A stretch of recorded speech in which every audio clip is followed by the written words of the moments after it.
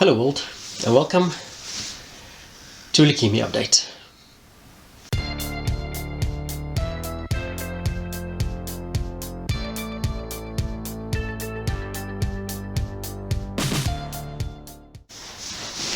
Okay, one of the things I've always wanted to do with my leukemia story is show people what it's really like to be sick.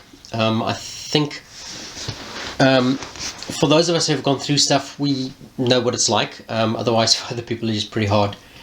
And I thought I should tell you about my last week, which has been almost a week of hell.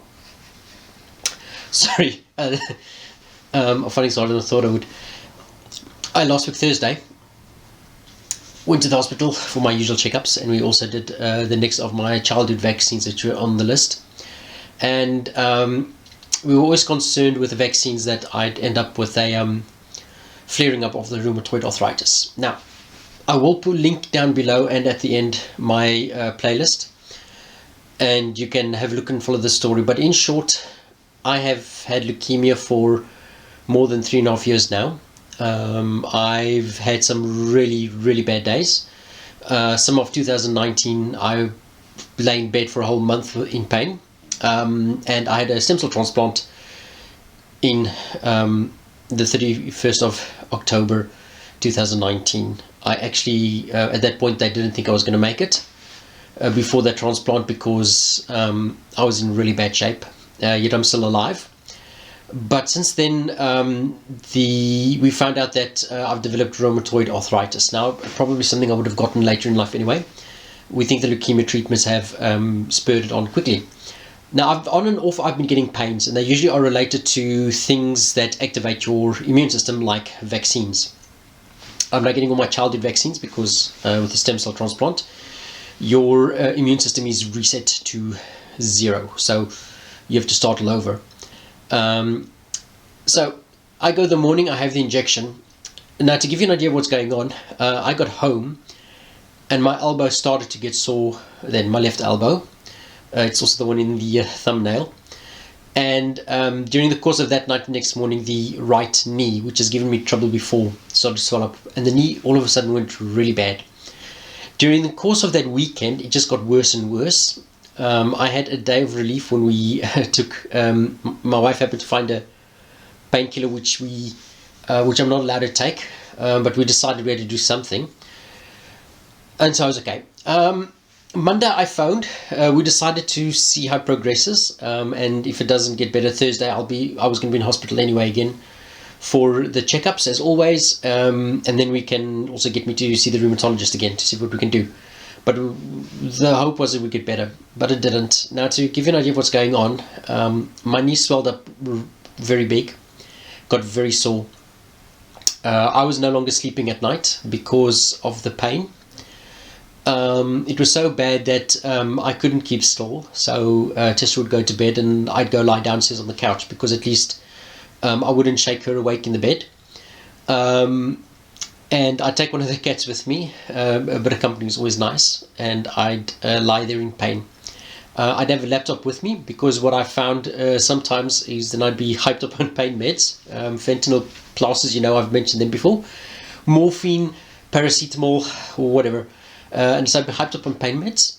I'd still have pain. I have a tube of something called Biofreeze, which I would also smear on because it gives me about an hour of relief during the day, and it only works about the moment I rub it on. After that, it seems to not work until I've taken a bath again. So I usually save it for when I go to bed. And it gives me about an hour of relief that I lie downstairs and I'll play something off YouTube or a series or something. Because the noise and watching the show or the video distracts me, that I can fall asleep. It'd be 15 minutes. Sometimes I can get an hour out of it. And then I'm awake again, and then I'll put on another video hoping to distract myself that I can fall asleep again. And at this point the pain was so bad I couldn't fall asleep. I just couldn't sleep at all. I had a bit of lorazepam which I took, which eventually helped me to get some sleep at night, because then at least with that sort of medicine, it does make you very sluggish and groggy. So I'm groggy and I've got something to try to distract me from the pain with lots of pain meds, and then I'd fall asleep for about 15 minutes. and then I'd wake up again in pain. I could hardly walk because my left knee was so bad, and very limited what I can do because my left arm was pretty bad. Now, for most people who think, well, then use the right arm, and I can do that. I am actually left-handed, so that is my dominant hand. But most left-handers are somewhat ambidextrous, so we just quite quickly. But it does mess you up because a lot of my house is actually set up for left-handers. So it's kind of weird to notice. When I'm in other people's houses, I notice things like their kettles for boiling water are orientated to the right, whereas mine's to the left, and that sort of thing. So the pain was getting pretty bad, so much so that Tuesday I really struggled. To get through Tuesday. I managed to get some sleep again because, like I said, I started to take the lorazepam, dosed up with pain meds. And then Wednesday again the struggle, and then I think, well, let's try and do something to distract myself. Let's do something useful. My wife and I've got my wife's got a job doing translating. I'm helping her out with that a little bit. So I'd translate a page of a website. So what did I do is I opened a document, I opened the page, and I couldn't do anything else. And it got so bad that afternoon on Wednesday, if you notice, I'm a bit emotional because I did have an emotional breakdown because of the pain. Because I'd for a week been fighting against it the whole time. And it is incredibly hard to have to battle through this in that way. And there are a lot of other people out there who are also suffering this way in pain for whatever sickness or problem they've got. And if they're like me, I put on a brave face for everyone and try and make jokes and happy and that sort of thingy. In the meantime, I'm actually suffering. I'm barely moving. I'm at a point where I couldn't do groceries anymore. And I love to go do groceries and cook, but now I can't anymore. So I have to have them delivered and that sort of thing. And like I say, Wednesday, I just couldn't anymore, and I broke down. Luckily, Thursday came about, and we could. Oh boy. Sorry. Some people know me thinking, is that Gert? I'm not the most emotional person usually. Thursday morning came. I went to the hospital, and I was struggling to move around in the hospital as well. Saw my doctor. We immediately sent me to the rheumatologist as quickly as possible, and he took 2 vials of liquid out of my knee and put prednisone into the joint. The idea being is I can't get prednisone because it will undo the work that we're trying to do to keep the leukemia under wraps. So I can't really get prednisone, but we can put it into the joint itself. Then at least we're not putting it directly into the bloodstream and messing up the immune system.